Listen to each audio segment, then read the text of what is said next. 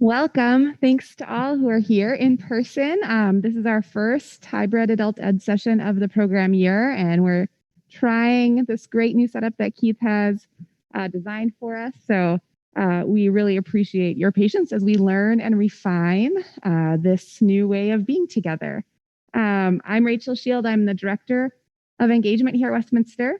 And we have, of course, an audience here and one joining us on the live stream.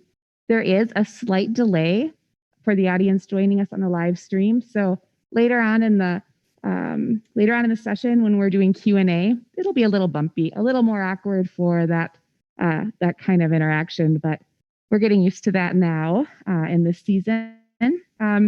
You will have a chance to bring your comments and questions today. And so as you're listening, please feel free to jot those down. Those of you who are in person can come to the microphone and deliver your questions right to our speaker, who I will introduce shortly. And those of you who are online can write them in the chat, and I will gather those and bring them to Dr. Tran's attention as well. I think that's mostly it. If you prefer not to come to the microphone, you can write them down or wave me over, and I can try to bring the microphone to you or grab the questions from you to bring to the microphone. As you can see, today we have Jonathan Tran, who has a Ph.D. from Duke University and holds the George W. Baines Chair of Religion at Baylor University. His public-facing scholarship has been published widely, and his forthcoming book, Asian Americans, The Spirit of Racial Capitalism, comes out this fall with Oxford University Press.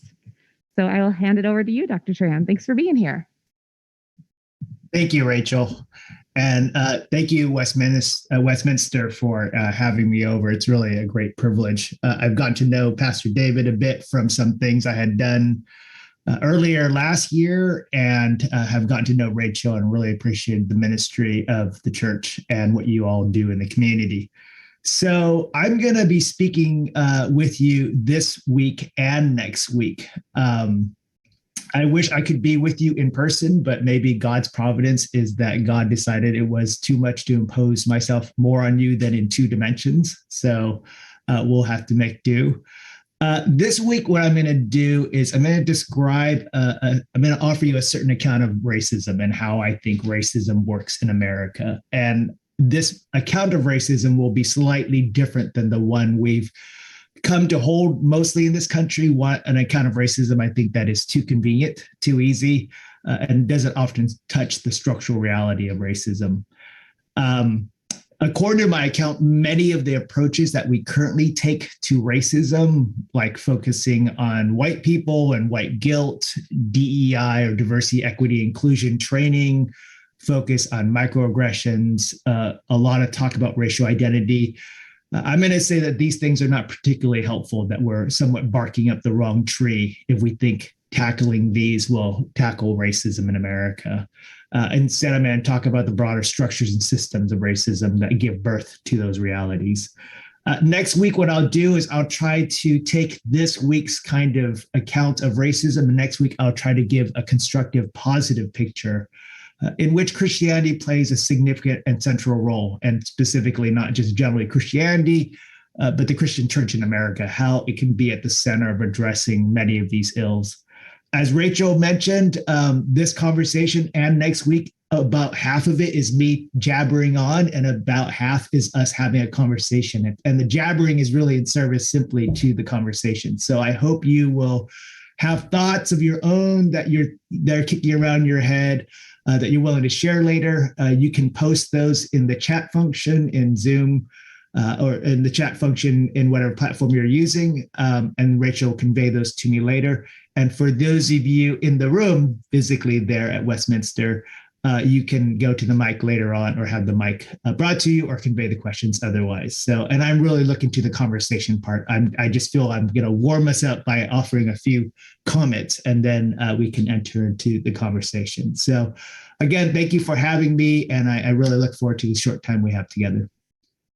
So what I'm going to do is I'm going to share screen, which is going to put some PowerPoint stuff in the background. None of the PowerPoint stuff is critical to what I'm saying. It's just some images for those of us who images kind of stir the imagination and mind. So.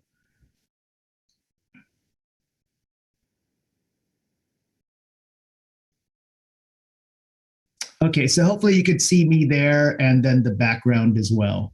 And as I said, this week, what I'm going to do is offer an account of what racism is in the United States, what it's been historically, and what it means for our future as Americans. So when most of us think about racism, what we tend to think about is something like bad ideas, bad attitudes, attitudes informed by prejudice, attitudes formed by misinformation. So we may think a certain thing about an Asian American, we may think a certain thing about a Latino person. And in this picture of racism, we need to be better informed, right? And so we're acting out of ignorance.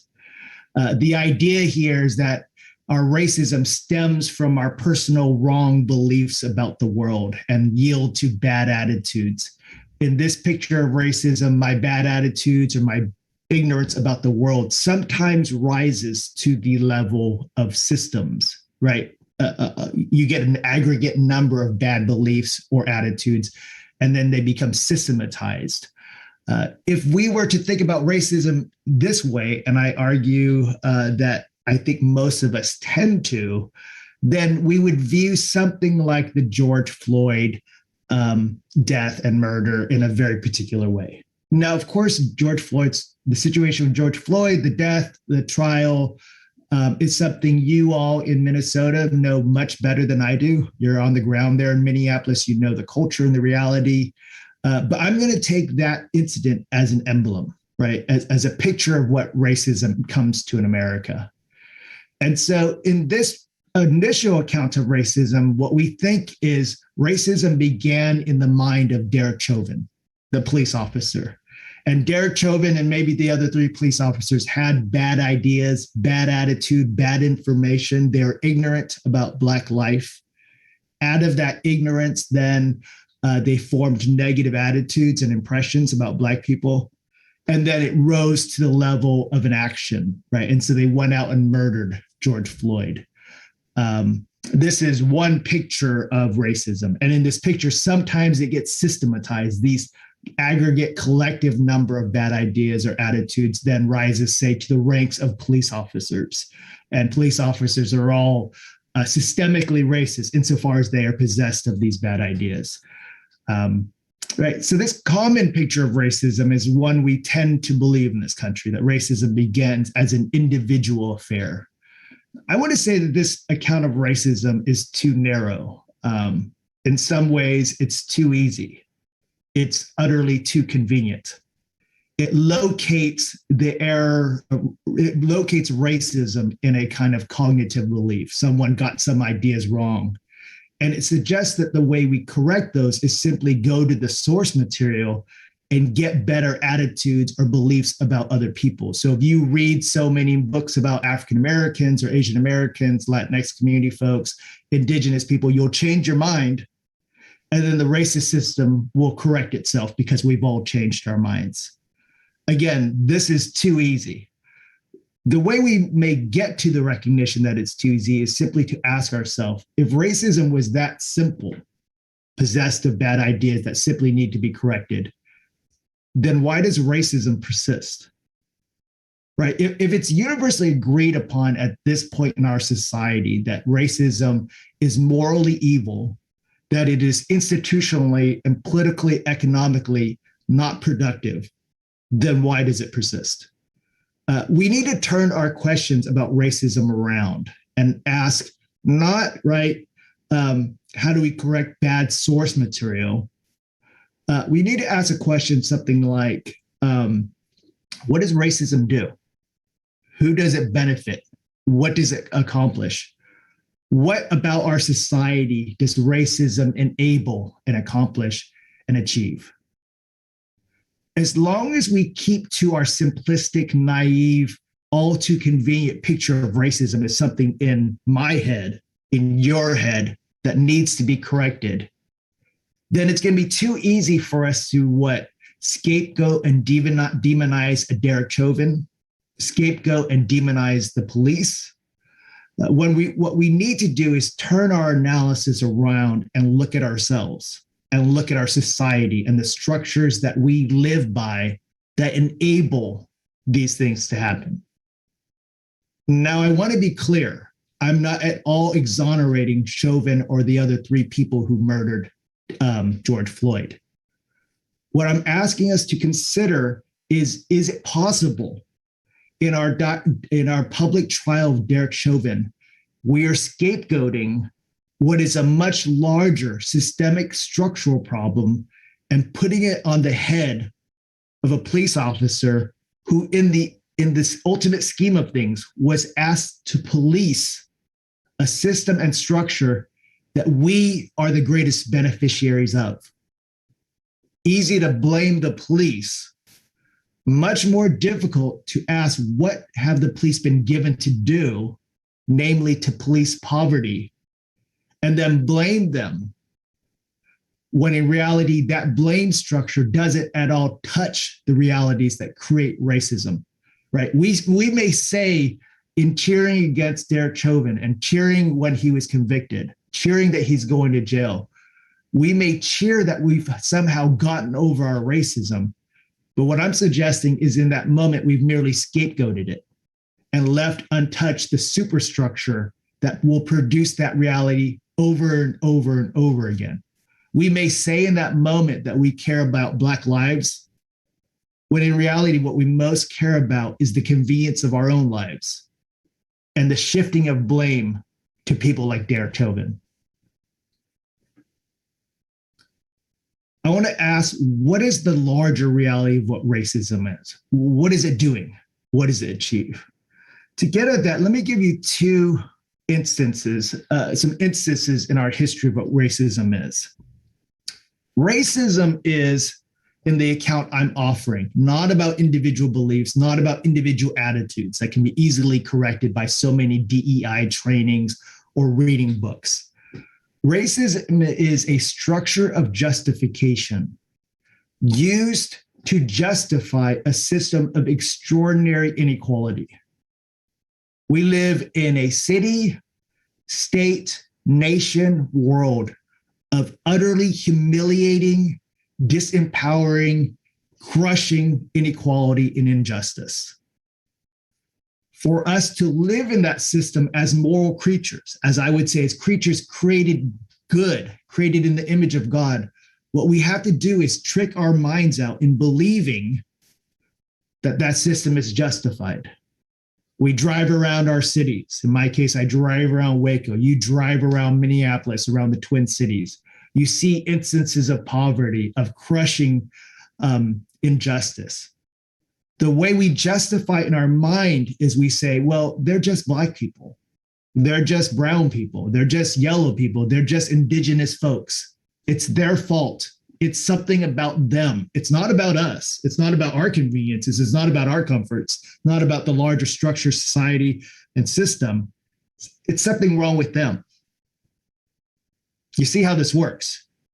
First, you have the system of inequality and injustice. It's screaming, it's obvious. You merely need to drive by it and see that something's wrong. But instead of coming to terms with that inequality and injustice and the way our life relies on it, we shift it to a racial question. We say the issue is something about them, not about us. It's about them. It's something about their nature. They're Black, they're brown, they're yellow, they're indigenous. You see how that works. Race is a category slapped on top of a system of inequality that then justifies and therefore perpetuates that system.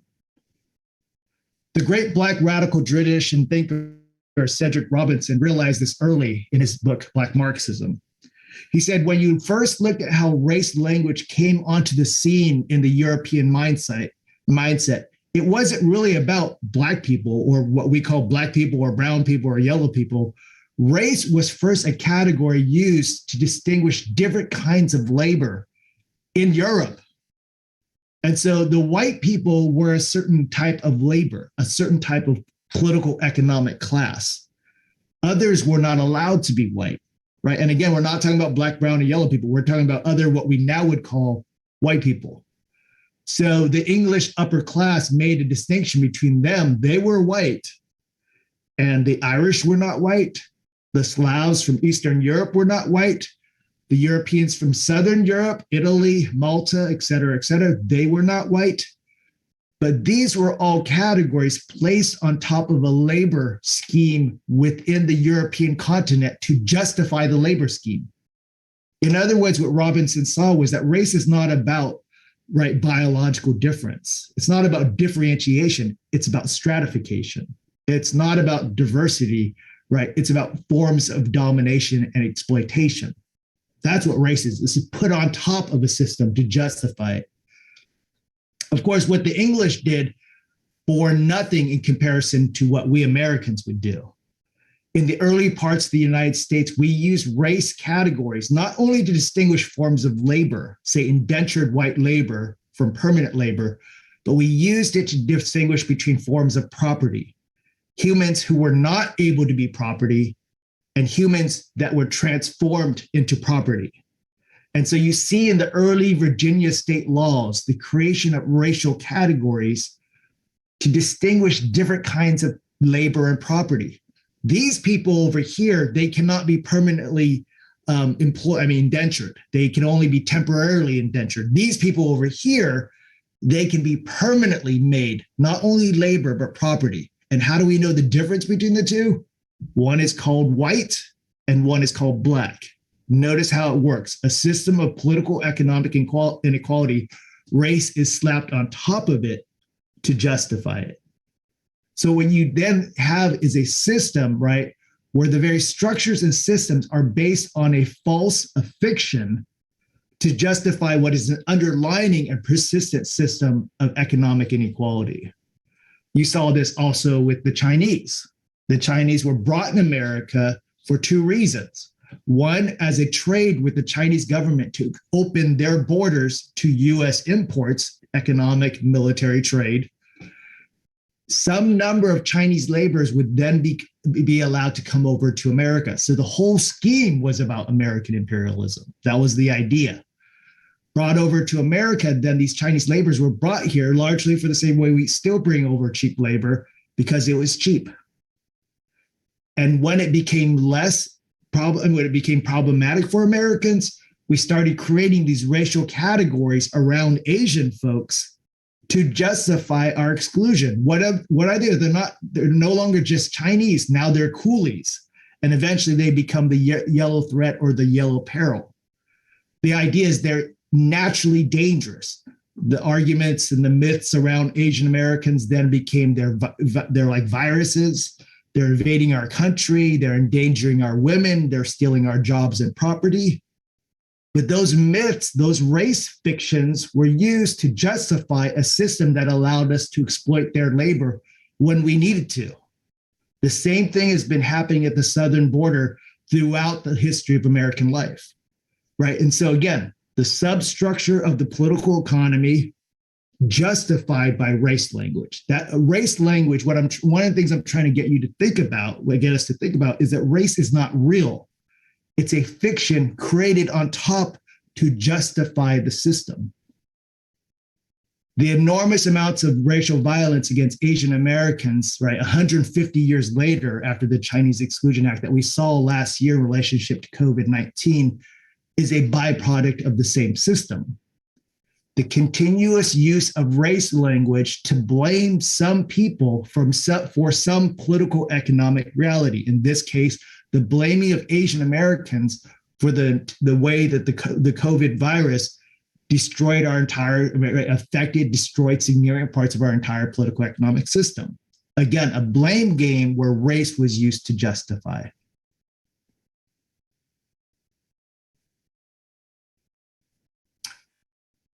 I've been talking about history and the creation of race to justify a system. What about today?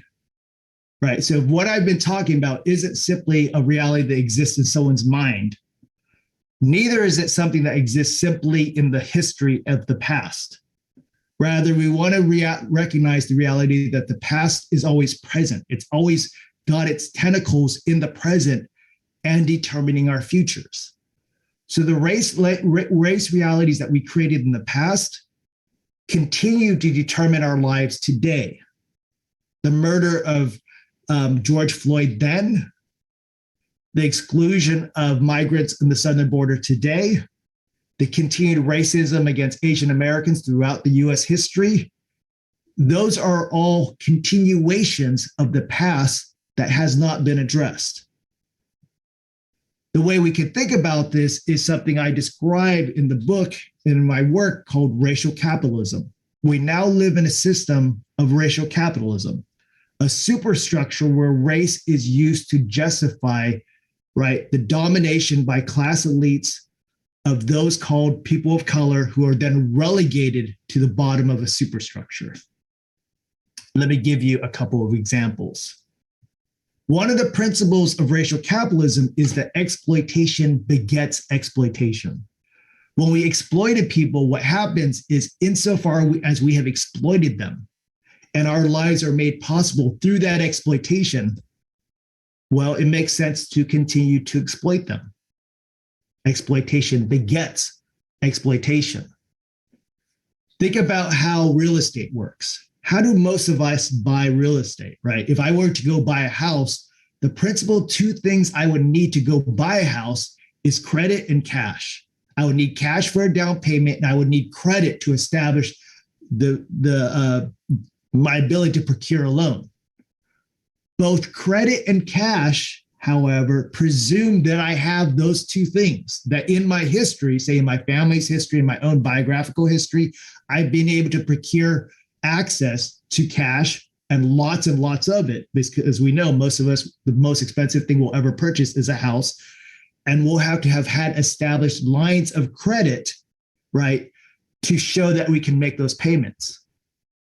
But credit and cash also often presumes other things: access in one's family history to credit and cash, access to forms of education, access to things as basic as the ability to speak the language, the ability to go into a room and procure a loan, the ability to establish one's credit based on what is credit based on? People see you as trustworthy. But what if you're a person, because of the past, because exploitation begets exploitation, because the history is one of racial capitalism, what if you're a person when none of those things have been granted to you? And even further, what if you're a person where those things have been systematically denied of you? Here, I want you to see how nefarious, how problematic this arrangement is. It's not simply that I, as a person of color, will not be able to go into a bank with enough cash and credit to get a loan to buy a house for my family. It's even more dangerous than that. It means that then my neighborhoods, my communities, then become vulnerable for other people who can get that cash and credit. Right? So the problem of gentrification, of moving people of color out of neighborhoods, is on the one hand a question of out and about racism, but on the other hand, it's this superstructure I've been talking about. It's the Black person that can't use cash and credit, right, to procure a loan for college, for a home, for a car. But it's also that then their lives become increasingly exploitable. They become sites of victimization. Let me give you an example. When I drive around my city, Waco, a city that has nearly 30% poverty, when I go to the poorest parts of the city, the only new buildings I see, I don't see new banks, I don't see new libraries, new schools. The only new shining buildings I see are what we call payday lending schemes. These are little micro outfit banks, right, that sell loans to people at predatory rates. And what's the idea between a payday lending scheme? The idea is what I've been describing. Exploitation begets exploitation. And so it's the idea that because these people are poor, instead of let's figure out how to service them, help them out of poverty, instead of asking the question, how are our lives contributing to their poverty? Some people have gotten in their heads and said, let's figure out how to make money off of their desperation, right? That's predatory lending, that's profiteering. And so what these payday lending schemes come in and say, they recognize that these exploited people don't have access to regular systems of finance the rest of us have easy access to. And what they do is then figure out ways to trick out the system to get ahead of the government regulation schemes and financially exploit by way of creating interest structures that go from the regular 10, 20, 30% interest on a loan skyrocketing to up to 800%, knowing that folks will not be able to pay back the loan and figure out a way to put them in perpetual debt bondage.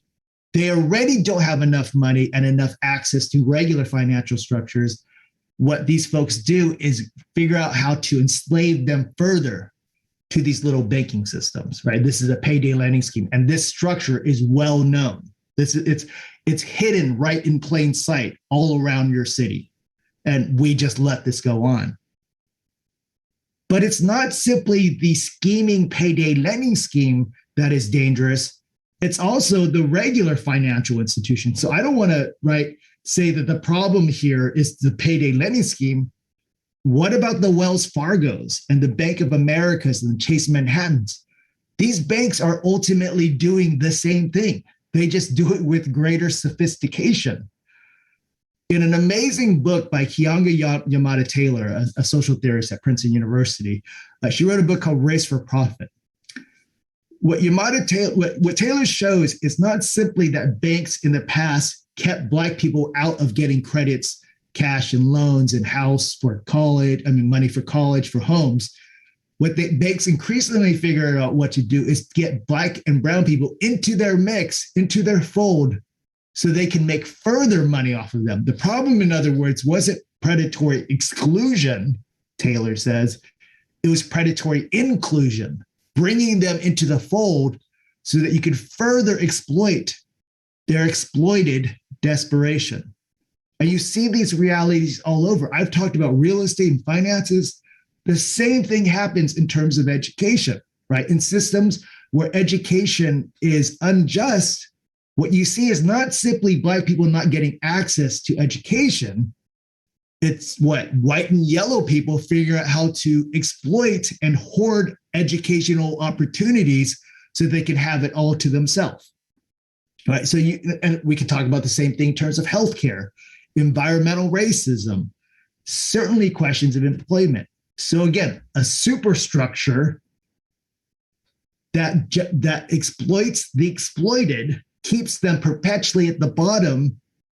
And what does it do for people like me, right? People who are on the upper middle class, educated, access to financial systems, healthcare systems, education. It pushes all the benefits of our society. It accrues to someone like me, educated, elite, in the upper classes. And then it takes away from the very basic human needs that everybody needs, but some people don't get. And instead of asking what's wrong with our system that they're not getting it, we blame them by saying, oh, it's because they're Black and brown people. It's something endemic to who they are. It's their Blackness, it's their brownness. Again, notice how it works. A system that benefits some to the exclusion of the other in the name of race.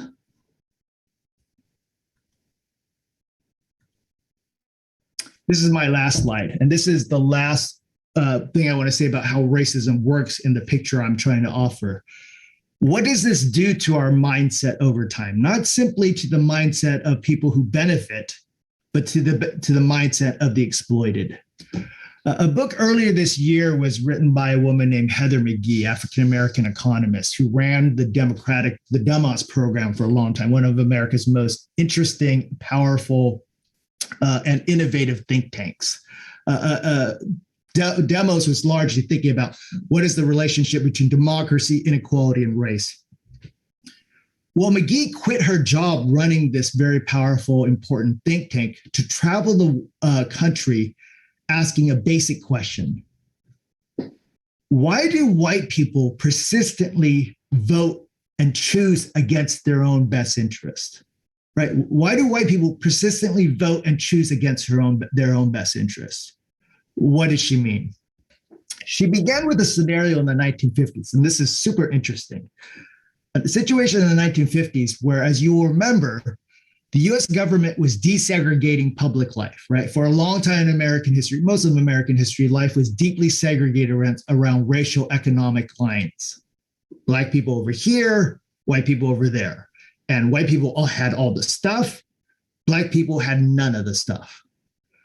Well, the US government finally came to recognize the extraordinary inequality and injustice of this, and then started to desegregate. One of the places they began to desegregate is public pools. Now, most of us don't experience life in public pools. Most of us, people of wealth, now just have their own pools. But before we all started having our own pools, us wealthy people, there were public pools. And the public pools were the site of genuine community. You would see your neighbors, your friends, your classmates during the summer, right? The whole community would come to the public pool. Well, the whole community of white people. Black people were not allowed in the public pool.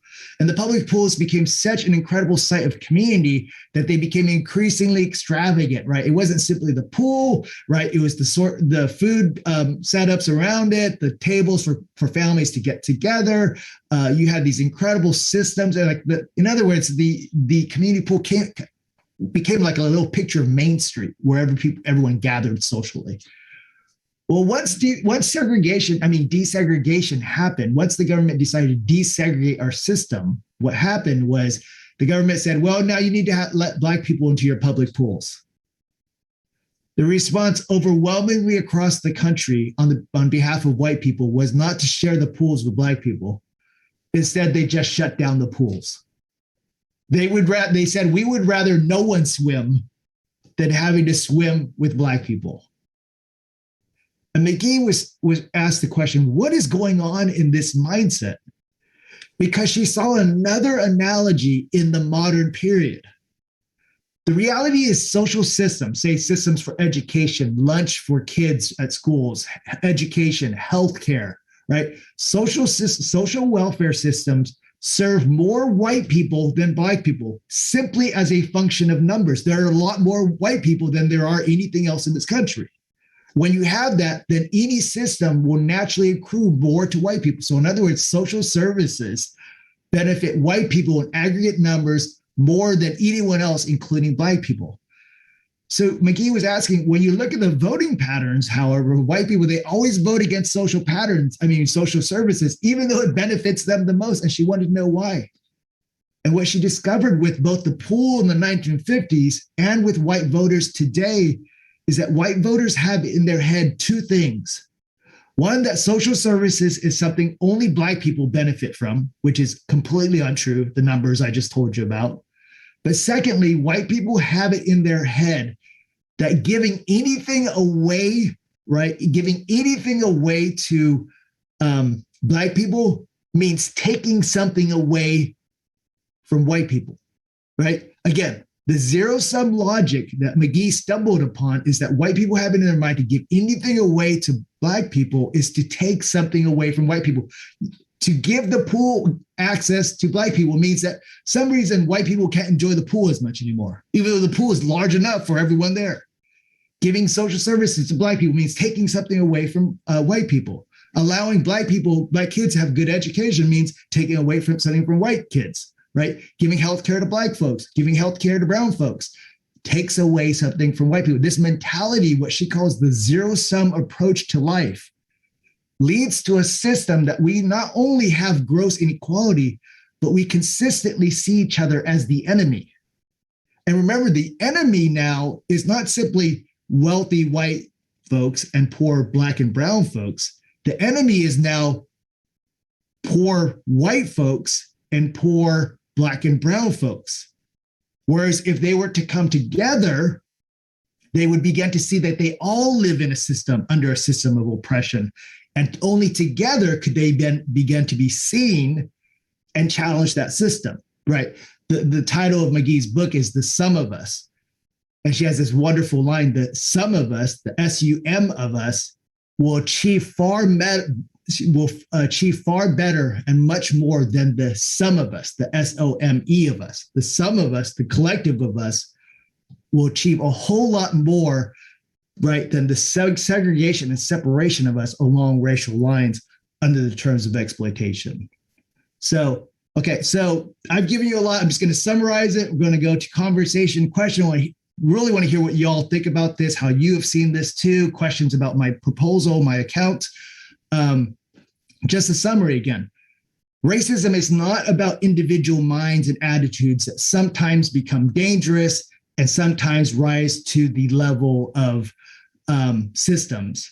Rather, racism begins as a system and a structure, a political economic system and structure called racial capitalism that exploits, dominates, right? And then uses race to explain itself, to justify, to say, oh, this is really what's happening, to give, in a sense, what racism does is gives inequality a veneer of respectability. We need to begin to challenge that structure instead of scapegoating people like Derek Chauvin, who himself is clearly culpable, but it's too convenient to just blame him. Instead, we need to start to step back and say, what is the larger society that we've created that, in a sense, created Derek Chauvin and inevitably led to the murder of someone like a Mr. George Floyd? So I've said a lot of provocative things. I put a lot on the table. What are your thoughts? Really looking forward to the conversation.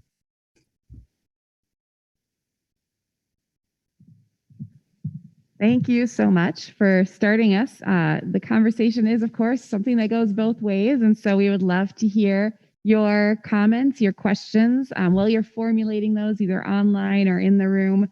Jonathan, I would love to hear a little bit more about why you think it is that we do tend to have such an individual approach to this topic. It occurs to me it might be because we feel like individual beliefs and values are something that it's easier to change, whereas a system feels intimidating to change. I imagine it's something you've encountered as you've taught others. What do you think about that, or what would you have to say to that? Yeah, this is a great question and really gets to the heart of it, right? I mean, first of all, we're a super individualistic culture. I mean, we're seeing this in the COVID pandemic. The pandemic, any pandemic is necessarily a societal, in our case, a global reality. But we Americans are super individualistic. So if you look at the a number of sociologists in the last decades have tried to document how we as a society used to think in terms of the group mindset in everything from sports to education to community, right? We used to think in terms of like, how do we think about this as a society? How is my problem a problem of the common good? But increasingly, we've become not only individualistic, but hyper individualistic. We think primarily in terms of our own. The famous sociologist book, right? Bowling Alone. We used to bowl together. We used to be in bowling associations and bowling teams. And we used to have the t-shirts that said our name on it. But the real identity was the name on the back, which is a basic tenet of sports. Increasingly, we don't bowl in associations or in communities or on teams. We bowl by ourselves, right? That's the Whitnow's image of bowling alone. Well, it's the same thing with education. We no longer think, right, in terms of the common good of all of the kids. We think of our own kids. We no longer think in terms of neighborhoods or cities or communities. We think in terms of our own kids' benefits. That's why you have in every major city what I describe as a queuing process. We put our kids in these queues so they can get into the right school, and they can get to the right school after that, and we can get into the right school after that. And where does that queue begin? It doesn't begin only in college now. It begins not only in high school, it begins in middle school and elementary school. We're thinking, how do I achieve the best for my own kid? This is the crisis in public education. Same thing with healthcare, environmental racism. The problem is none of these issues are issues of just individuals. They definitely affect and benefit individuals, but these are huge systems. How do we get from a community-oriented notion of the common good to the individualistic society that we've gotten to? Well, in some ways, I've already described it. We live in an economic system that prizes above all things the individual, where everything accrues to my own wealth, my own comfort, my own benefits. And then we have a political system then that is built around that. So we have, in some sense, we haven't come to terms with just how powerful a system capitalism was in terms of our world. It didn't affect simply things like finances. affected the way we socially relate to other human beings. So then, push the issue down the road a little bit, and you get exactly to what you're describing, Rachel. It's too hard for us to think about structures and systems. We just think about the individual. It's easier for us, more convenient. I mean, think about how easy it was for us to scapegoat Derek Chauvin instead of stepping back and thinking, hold on, what happened here? You all remember that after Black Lives Matter, the last round of it, and it'll go on and on because we'll continue to perpetuate the system, right? We'll continue to kill Black and brown people because it benefits the system, right? You'll remember there was a small moment in the midst of the protest where this really interesting question was raised. Maybe we ought to defund the police. Now, there were certain versions of defund the police that were not great, right? Admittedly. But at its best, defund the police was this question. Is the best way to address inequality and injustice to police the poor?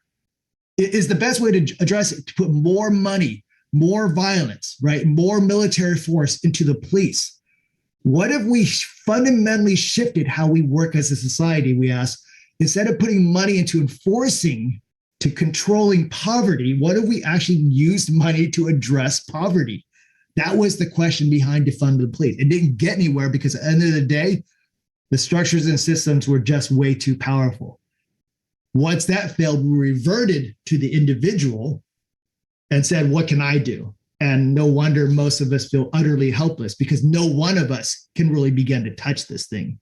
This is not to say that we shouldn't try to foment forms of responsibility, but at the end of the day, any approach to anti-racism that seeks to change minds without changing structures and systems are doomed to fail.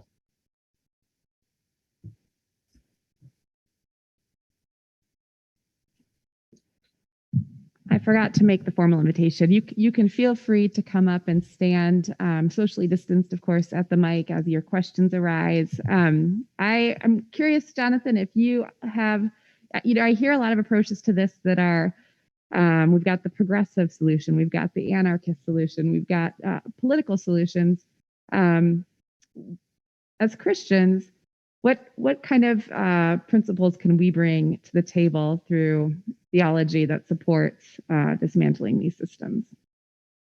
Yeah, and this is really the topic for next week, but I'll certainly begin to think about this. So the approach that the account that I gave you is really informed by the Black radical tradition, right? These were thinkers who thought, they began with the premise, of course, it's not about us, right? It's not about us being less than human or being, just property. Of course, it's not about us. It's about people who have scapegoated us, who have gaslighted us to blame us for our own victimization. So they never trusted race language to begin with. They said, of course, we're not less human because we're Black. So they began with the absurdity of the racial scheme and said, of course, race is an invention used to justify our exclusion from society, our domination.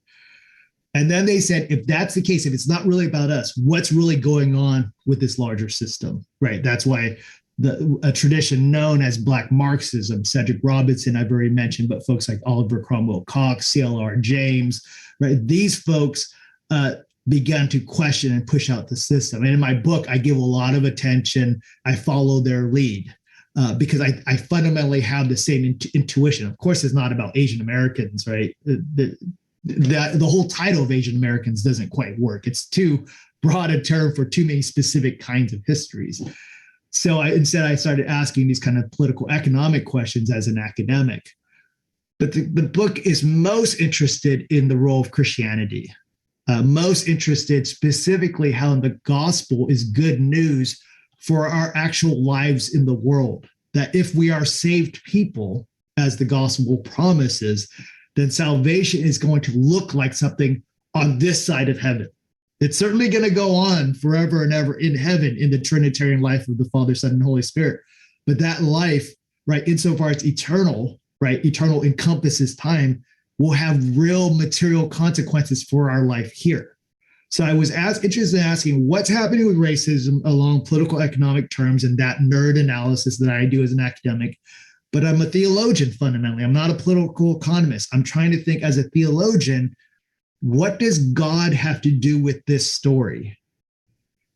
And so where I began was looking at one of the earliest terms the church used to describe the gospel. They didn't often call it the gospel back then. They called it the divine economy. In other words, Christians have always thought the economy and political economy is a general reality of our lives, right? The economy that is the basic economy of the world is God created us out of grace. God didn't need anything in creating us. And so our whole lives are economic structures of gift, right? Economic, just simply a means of valuation, right? So our existence exists as gift.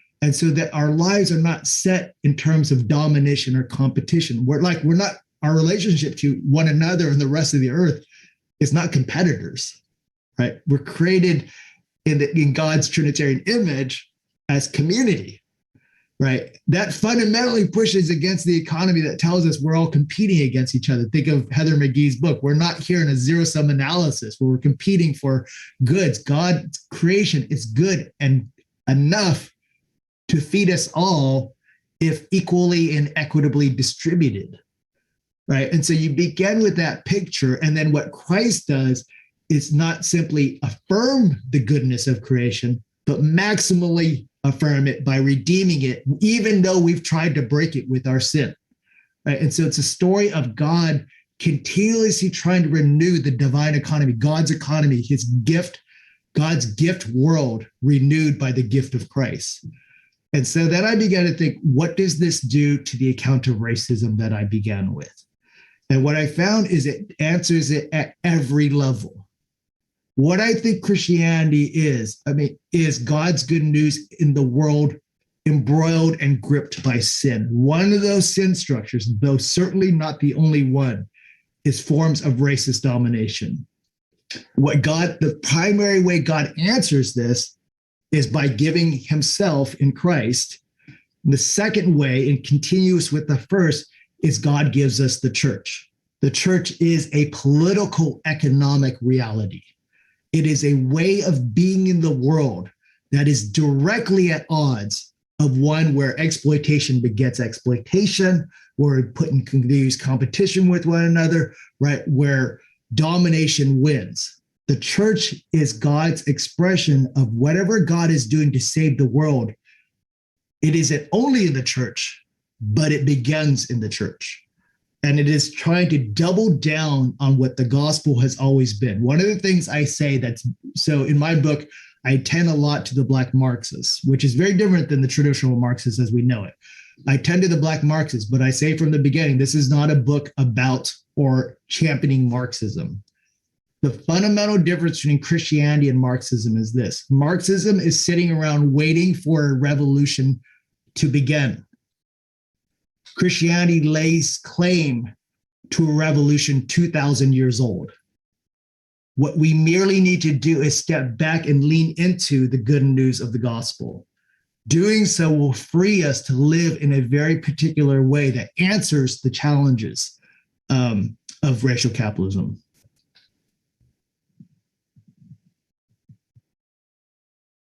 I'm curious how your writing of the book may have evolved in this this time where thoughts are changing, solutions are arising that are new. And in particular, I think there's been a lot within the church that is, I want to say perhaps more divided, that we have part of the Christian church that's continuing to think about things like individual responsibility for sin and how we account for that in our lives. And then you've got another segment of the church thinking perhaps more along the lines of what you're thinking in terms of systems and structures. I'm curious how your book speaks to each audience. Sure. And let me say something about that world you're talking about, which I think you very powerfully illuminated, and then something personal to me as an Asian American.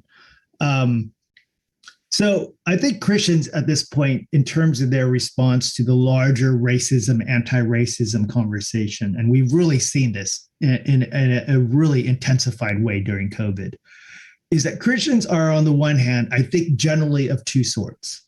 One, they just there's a part of us as Christians who think that that racism has nothing relevant for us.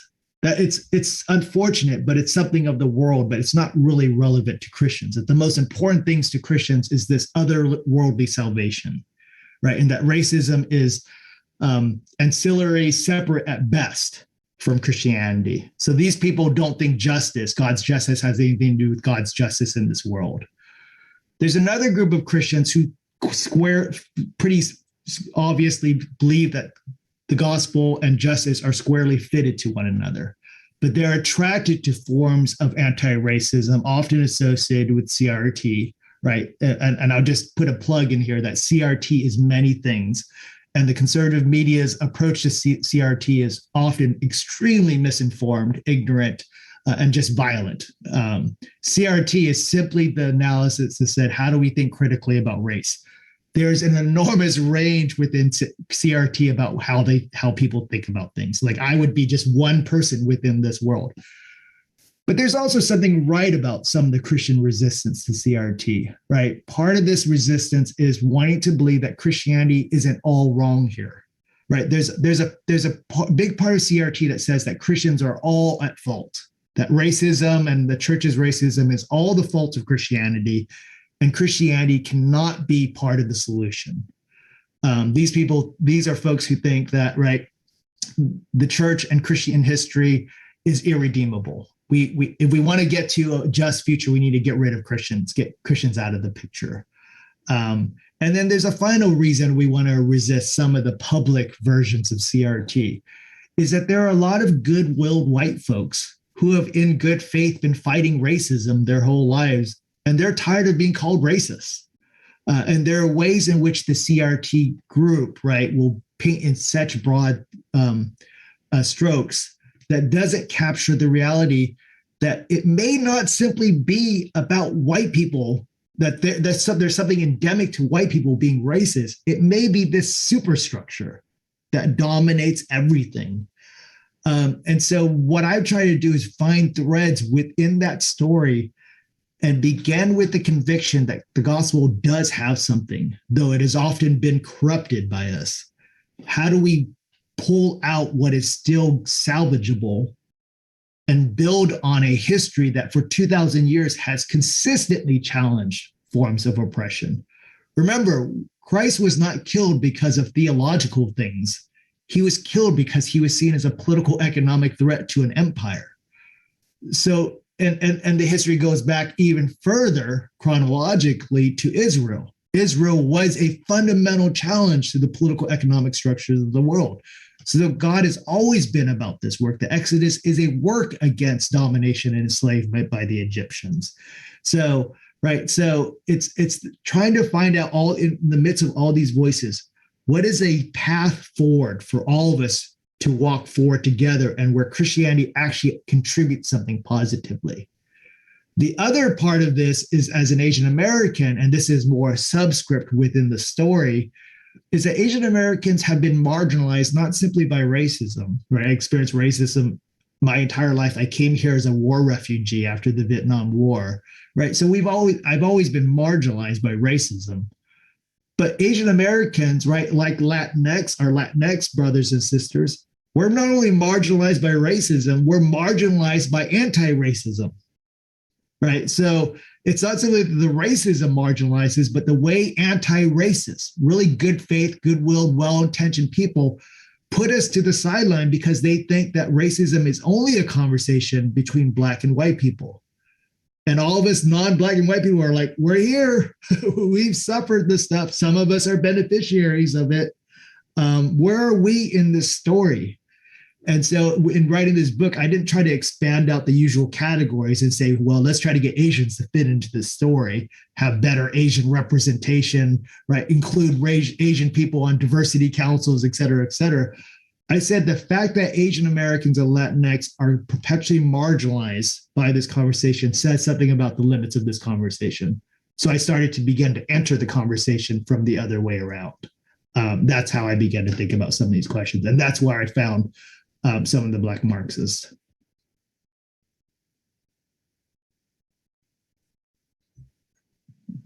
We're actually coming up towards the end of the session. The live stream audience will drop in just a few minutes. I want to thank those of you who are with us in both the live stream and in person here. And of course, thank you, Jonathan, for being here. We're excited to hear from you again next week. It sounds like, could you give us a little preview of what next week will be about? Yeah, so I'm going to say a few critical things about the ways we approach anti-racism now. I'm going to say why things like DEI trainings and diversity councils don't quite work. Why I'll say, I'll try to say frankly why I think trying to get white people to feel guilty about themselves doesn't work, even though that's what a lot of anti-racism is. I'm going to say, regardless of how we personally feel, whether guilty or not, and I'm going to say, regardless of our particular racialized identity, which I've obviously described as a type of fiction, I'm going to say there are other ways to approach this question. And I'm going to try to then highlight how Christianity specifically answers this question. One of the book is bracketed around two long kind of ethnographic stories about different communities. The second one is going to be the one I'll talk about next week is a Asian American church in the most marginalized part of San Francisco. What's called the Hunters Point Bayview area, what's often known as Black San Francisco.